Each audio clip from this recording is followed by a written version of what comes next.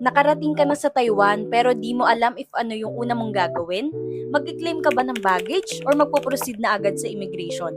I-save mo na tong video para meron kang guide pagdating mo sa Taoyuan International Airport. Pagbaba ng eroplano, kailangan mong sundan yung mga arrival sign hanggang makarating ka sa immigration. Yung arrival card, dapat na fill upan mo na rin kasi kasama siyang ipepresent ng passport sa IO ng Taiwan. Sa amin, wala naman tinanong and mabilis lang yung pila. After ng immigration, i-check mo sa flight information screens yung carousel number ng baggage mo.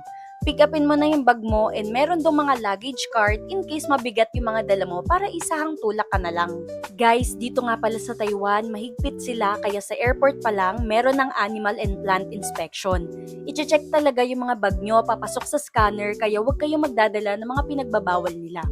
If meron kayong dineclare na items, pumunta lang kayo sa customs katulad pag nag-exceed sa legal limit yung perang dala nyo. Kapag wala naman, diretso lang kayo. Dito sa airport, if meron kang booking sa Klook like Pocket Wi-Fi, pwede mo na dito pick upin and if pag-eSIM naman, i-activate mo na dito sa airport. Pwede nyo gamitin tong discount code ko para makaless kayo ng 5%.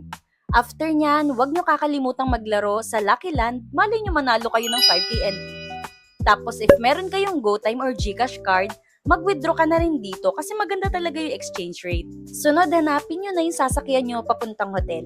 Madali lang, di ba? Huwag ka nang malito and mag-enjoy lang kayo. Follow nyo na rin ako for more travel tips.